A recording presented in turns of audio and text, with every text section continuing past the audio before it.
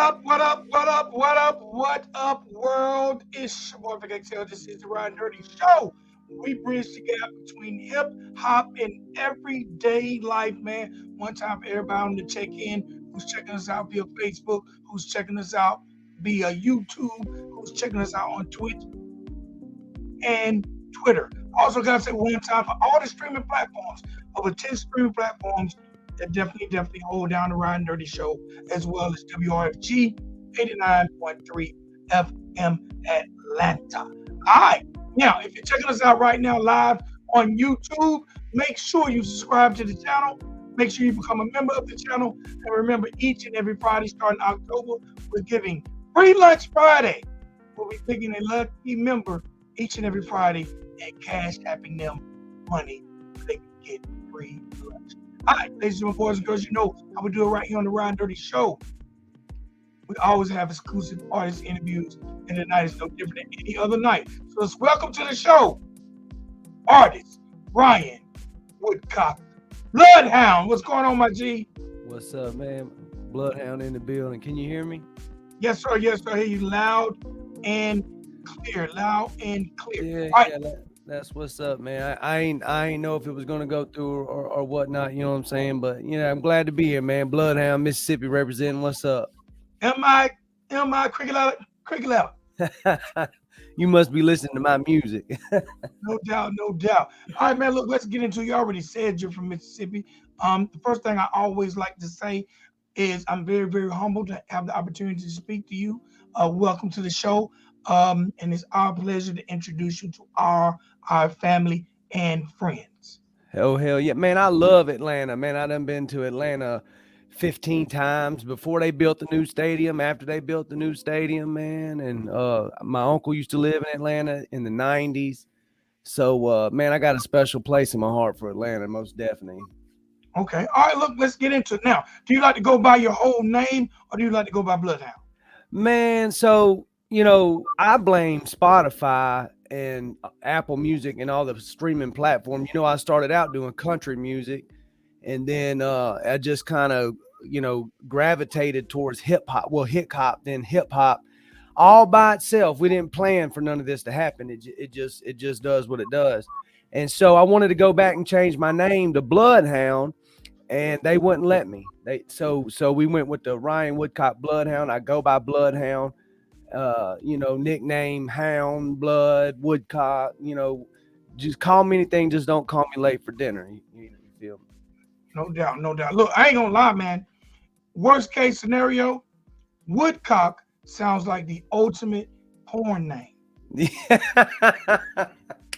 Worst case scenario. Yeah, worst case, if all else fails, you gotta pick another path form of income. You can be Woodcock. Yeah, they don't know what to do then.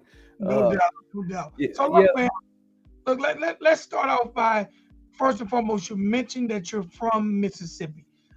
Were you born and raised in Mississippi, and what part? Yeah, born and raised in Mississippi, on the coast, Gulfport, Mississippi, right next to Biloxi, on the beach where all the casinos are. I was here before the casinos, so I seen every one of them get built. Was here for Katrina when that bitch tore all of them up, and now I'm back. But I pretty much represent all of Mississippi. I mentioned Jackson and Greenville and Biloxi and Wiggins, all in my music. And, so I try to, keep Mississippi on the map as much as I can. Okay, no doubt. Now, when did you realize that you had a talent to create music? Well, at 14, my grandparents and them bought me a guitar and bought me a little book that goes with the guitar. And I sat down and I learned that book for the guitar in like 4 months, which was like, for my age, unheard of. So then I started kind of playing the guitar and became a full-blown guitar player, playing in competitions and all that stuff. And so I could hear music. I learned it through the guitar. I learned music through the guitar. And then later on, when I went to high school and began to grow up and become a young adult, from an adolescent to a young adult, learning what life's about. Made some wrong decisions here and there, but hip hop really got me through a lot of tough times. And the name Bloodhound come to me back when 50 Cent came out with that album, Get Rich or Die Trying. He had a song on that album called Bloodhound. I don't know if people don't remember that or not, but it kind of just stuck with me. I ain't want to rob, tape from nobody or nothing like that, but it just kind of stuck with me. And I'll be damned, found out I could rap. And like I said, I didn't plan on doing hip hop. It just kind of happened. And then I found myself doing songs with Ritz and Haystak and got a couple features out with them. And it just evolved from that. And here Bloodhound sits. Okay. Man, what was it like working with, first of all, a legend like Haystak? Man, I talk to Haystak every week, man. Fuck Haystak. No. Man, honestly, Haystak, if you got some talent, we did a show in Biloxi, Mississippi, north of Biloxi, Mississippi, August 25th at the Roadhouse Barbecue and Grill. And so he come down. He kind of more or less helped me out, actually. You know what I'm saying? He helped put my name on the map. But if you got some type of talent about you and you're serious and he sees something in you, man, he'll pave the way for you. He kind of did that with Big Smo and a couple other artists. I really don't believe that Haystak gets the recognition that he deserves for this new country hip hop that's come on the scene now, that has evolved from hip hop and country kind of, met and had a baby. Haystak is probably one of the trailblazers for that type of genre. And so he doesn't get a lot of credit. So I'm just trying to get in where I fit in. You know what I'm saying? You said earlier that you had put one of our songs in the stream. What, you remember which one it was? It's actually is it Fall Down? Hold on, I have to go back and check my playlist. That's fine. Fall Down really blew my mind. Fall Down. Okay. Yeah, man, that sucker's been on Spotify for 9 days and it's already broke 20,000 streams. So it's doing pretty good. And all we got's a lyric video. We ain't got like a full-fledged music video, just got a lyric video. So it's doing really good. But I recently just signed with Bentley Records out of New York City. Shout out to Bentley Records and Luca Days. With a distribution deal. So we're going to start there. They got me a show going New Orleans, November 10th in New Orleans at Club Istanbul. I'll be there. And I just released an EP with them called The Next Album. The name of the album is called The Next Album. And so we're going to see how that goes. You know what I'm saying? I've always been independent, unsigned. And so we're going to see, how the tables turn. Okay, now you mentioned at 14, you got that guitar in that book. Yeah. So when did you start putting pen to pad? Because you said initially you was doing country music. So I assume that you were singing and playing that guitar. So when did you actually start putting pen to pad and putting vocals on that mic and recording records? That's a really good question, and nobody's ever asked me that before. I'll be the first. Yeah, you'd be, hey, right here, Riding Dirty Radio, you the first. You know what? When I was in school, 14, 15, 16, when I say that the guitar was my life, like it was the school used to allow me to bring the guitar to school with me, and I didn't do no homework or classwork, and I was bad, stayed in trouble. So they let me have my guitar so it would kind of calm me down, and I guess you could deal with me. So I'd be sitting in class, just sitting there, and I'd start writing a poem or writing a rap song. And I guess I'd have to say that's where the writing stemmed from, sitting in class, bored, trying to make the day go by, I wrote a poem one time, and I let one of my teachers read it. And when he got done reading it, he got up and walked it all the way back to my desk. And he looked at me and he said, "Man, I think you got a rap song here. It's really, really good." And so I remember that to this day. It kind of stuck with me. And so I'd have to say that, in school, being bored, probably where it started. All right. Now, you're walking around high school with a guitar. And a banjo. How did the ladies respond to that? Oh, man. Um, I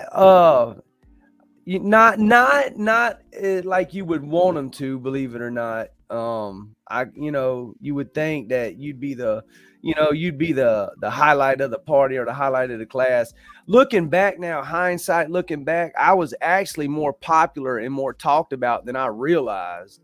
Now that we're all grown, I had people come to me in Haystak show, and they were saying, "Man, we've been rocking with you since you was playing the banjo in Votech in high school." So, uh, it just depends. I know a lot of guys, they'll hate on you. They'll I guess it's jealous, or I'm dealing with that right now coming up in the music industry. People look at this as a competition. But as far as the playing for the ladies, I ain't gonna lie, I have romanced a few of them with the guitar, though. I'm not gonna sit here and lie. Okay. All right. All right. Now, you mentioned the term hip hop. Do you prefer the term hip hop or do you prefer the term country rap? All right, so I'm gonna tell y'all something probably gonna blow your mind. I can't stand hip hop. I don't even like it, man. I don't like hip hop. I feel like I have such a profound respect for country music, and I have just an equally profound respect for hip hop. And I think that those two alone deserve to be where they need to be in their own art. But in today's time, it's selling. People are putting it together, so I have to make it. I have to create it. I have to write these songs so I can stay relevant. But I would prefer hip hop. And people that know me, they'll tell you straight up, Ryan Bloodhound is a hip hop artist that just happens to be real country. If that tells you anything. All right. So hip hop, I'd have to say hip hop. Okay. Who are some of your influences? Um, well, obviously Haystak. I had to say Haystak. Tupac Shakur. One of the first rap songs ever memorized was Tupac. Notorious B.I.G. most definitely. Um, Man, and then so you got B.I.G., you got Tupac, you got Haystak, and then normally people would probably say Jay-Z or something like that, but I'm not gonna say that. I would have to say, believe it or not, man, I'd probably have to say Mystical, the old Mystical from No Limit, and probably I would have to say Ti, because people don't realize how much of a lyricist Ti really is. He come out kind of like of a pop type making music, ASAP, But if you listen to his music, I've never heard him say the same word, rhyme the same word twice. So he's like a lyricist. And then Eminem, you got to throw Eminem in there just because of who he is and what he's done. And Bone Thugs, Twister, people like that, man. Most definitely 50 Cent, uh, that's who influenced Bloodhound, believe it or not. Okay. Um, how do you feel about the emergence of country rap slash hip hop? When the pandemic hit, it was reported that country rap as a whole was making about 20 to 40 million dollars a month of shows, streams, and merchandise. So, how do you feel about the emergence of the genre? I feel good. I just me personally, I don't hate is a strong word. I can't vibe with it. Even though I make hip hop, I have a whole hip hop song set. If you ever went and listened to my song "Where We Live" by Ryan Woodcock, that's a classic hip hop song. Um, but during the pandemic, you have what it is doing, I think, and the whole purpose of Bloodhound, and you mentioned it at the beginning of this show, it's merging two cultures together and bridging a gap. And so all that money and all that networking and all them people spending money on this, that's why I feel like it's doing so good and blooming like it is. Okay. All right. Now, if you could have a dream collaboration with any artist, past or present, any genre of music, What artists would you like to work with? Man, I had Streetway magazine asked me the same question a couple months ago, and I'm gonna say the same answer. I already did it. It would be Haystak, and we already did it. We have a song out on my last album called Southern Land, and that's a really good song. We have a song. The first hip hop album I released was called Crick Hop, and there's a song on that album called Ride, and that's me and Haystak. And not only did I was able to collaborate with him and do a show with him, he's also kind of showing me the ropes, who to trust, who not to trust, what a manager's supposed to do, what a promoter's supposed to do. Just showing me the business, the ins and outs, how much stuff costs, how much a feature should cost. You know what I'm saying? Just kind of being an OG in the game. And so most definitely I'd have to say Haystack. And it's already done. It's already happened. All right. Because you've worked with Haystack. So how did you even start to build that bond with Haystack? You being in Mississippi, him being in Tennessee. All right, so long story short, I just told this story the other day too. Um, when I was doing country music, I was offered a writing deal with Murph Music Group out of Nashville just to write songs. That they signed me just to write songs. Had a few songs go to Warner Brothers. Netflix was looking at a couple, but nothing really, took flight. But the CEO of that company, shout out to Ray Hamilton at Murph Music Group, the CEO of that company, he really took a liking to me.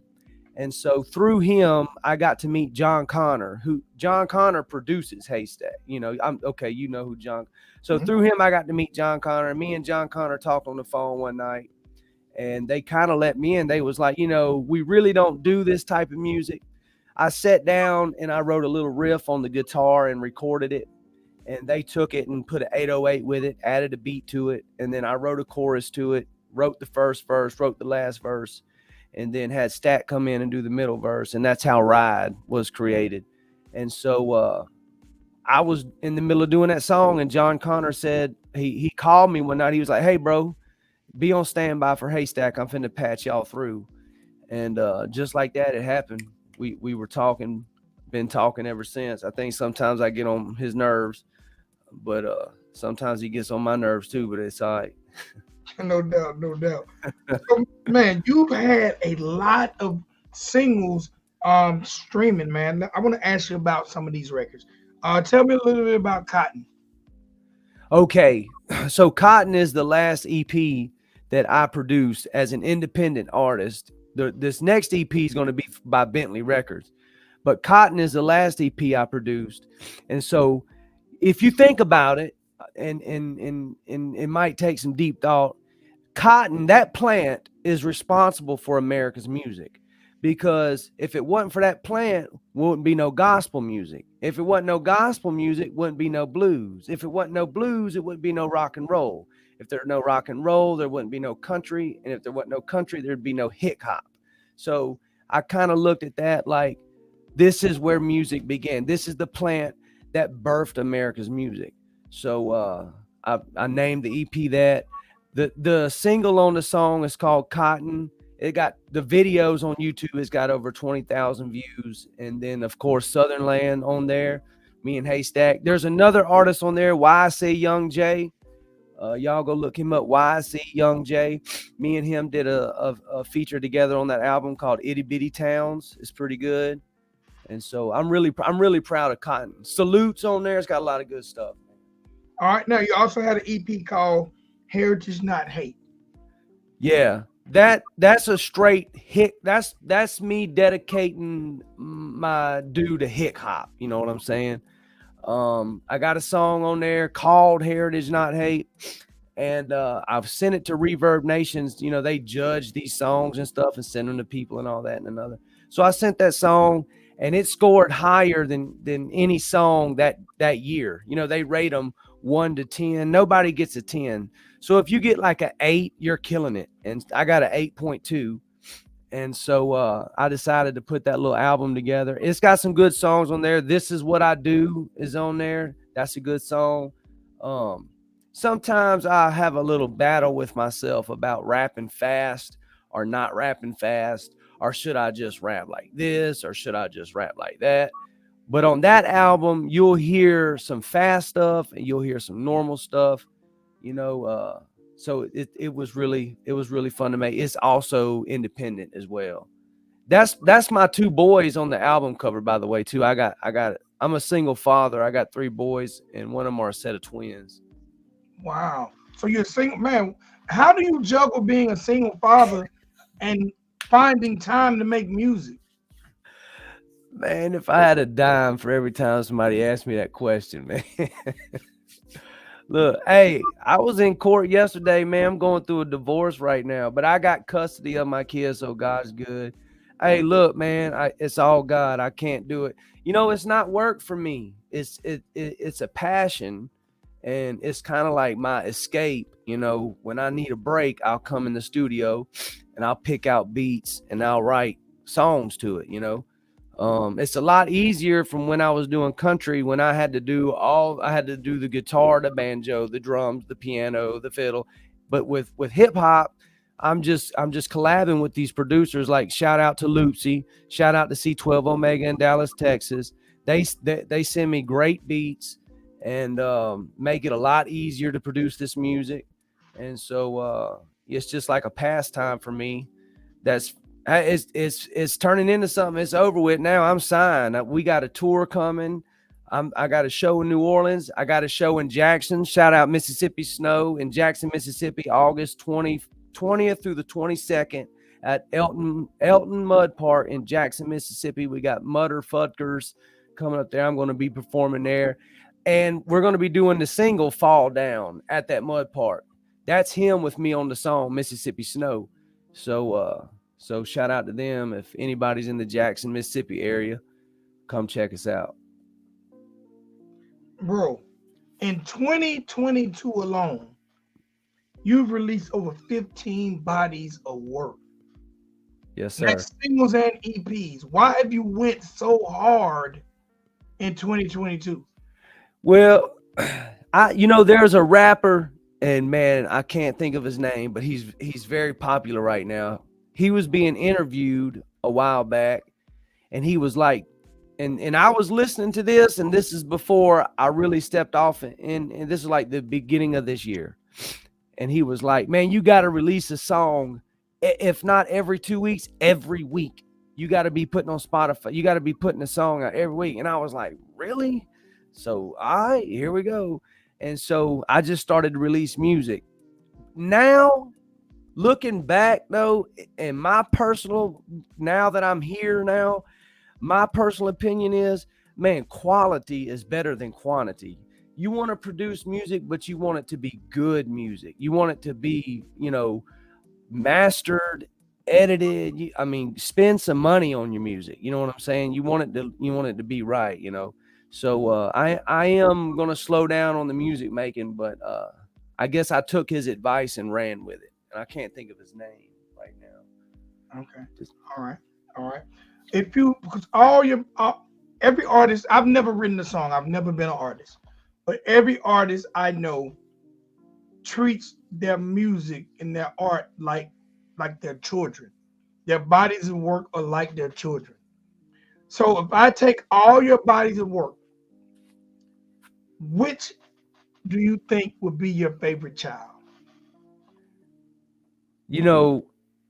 I let the fans pick that. And earlier this year, I guess my breakout song, Pink Flamingo, everywhere we go, people got to hear Pink Flamingo. That I get asked about that. We threw a big party / music video when we made that music video for Pink Flamingo. And it took off.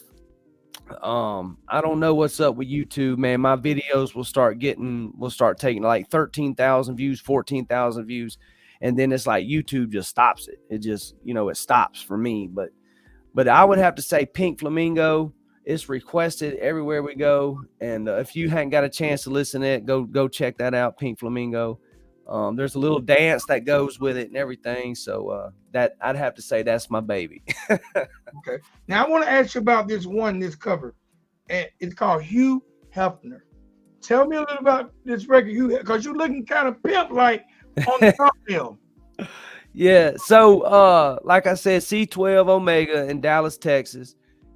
He put that together. He's on that with me. He's on the chorus.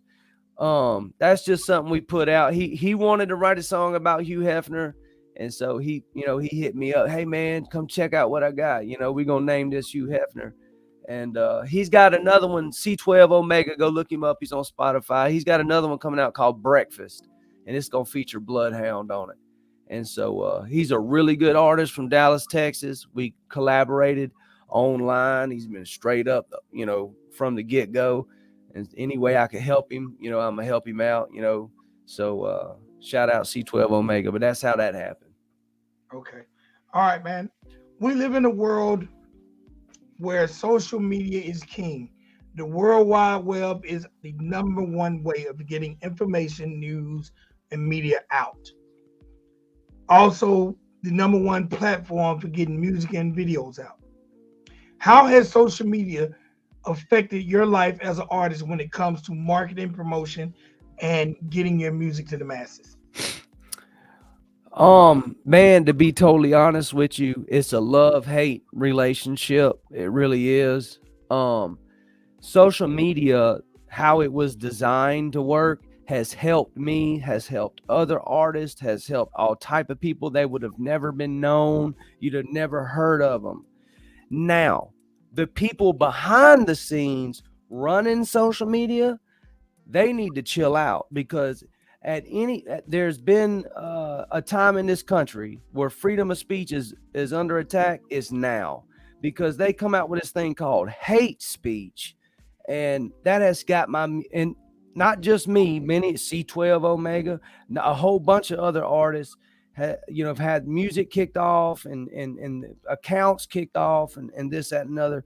But as far as like the brainchild of social media, just it in itself, like, here it is, leave it alone, let it do what it does. It's a beautiful thing. It took a genius to create it. You know what I'm saying? If you think about it though, social media, or mainly Facebook, they decide who's going to be famous. Like, if Facebook don't want you to be famous, they don't want your music to be heard, you ain't finna get your music heard. You know what I'm saying? So I kind of use social media now strictly for promotion and marketing only. And if somebody's in adventure with a business, radio station, podcast, whatever, I would advise them just use it for that as well.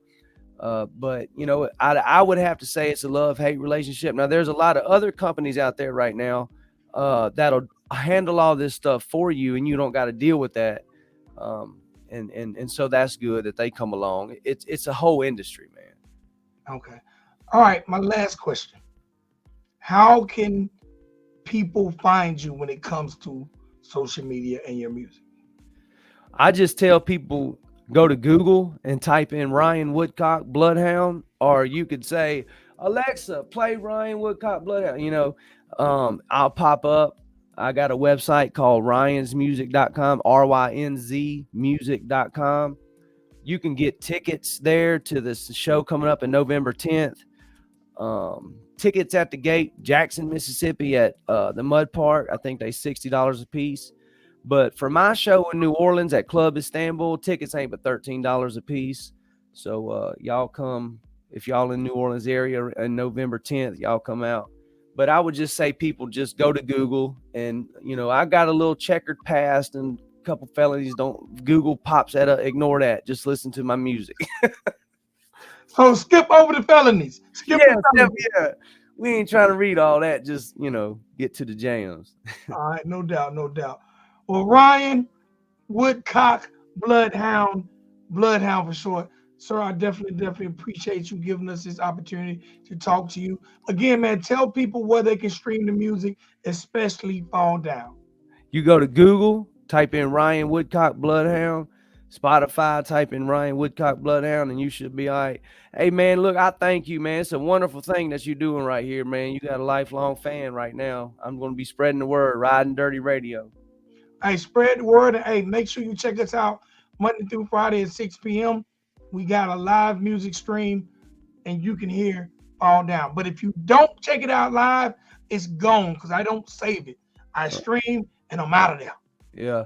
All right, I will. I'll check it out. You sure enough, I'll check it out, man. I'll tell Haystak check it out too. All right, no doubt. My G, it's an honor and a pleasure. I appreciate your time. All right, brother. Thank you, man. God All right, bless. ladies and gentlemen, boys and girls, that's the homie.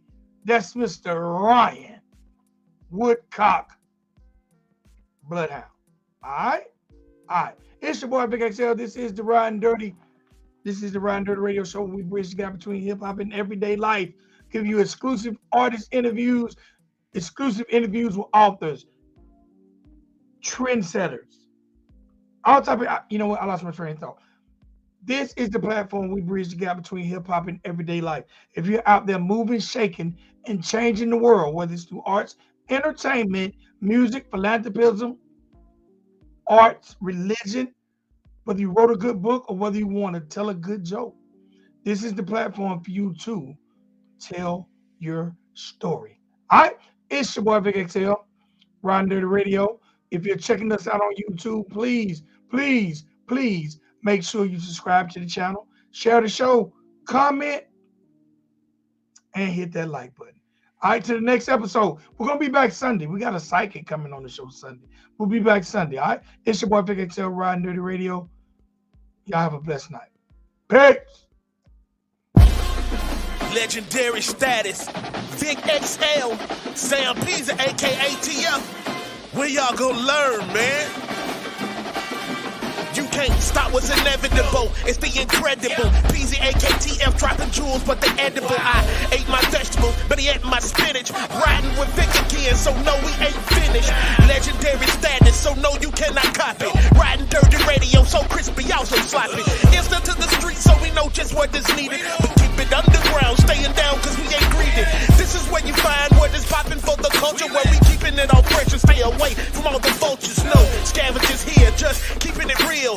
Vic got it out the mud, but it's still so clear. So sit back, relax, and just let us lead you.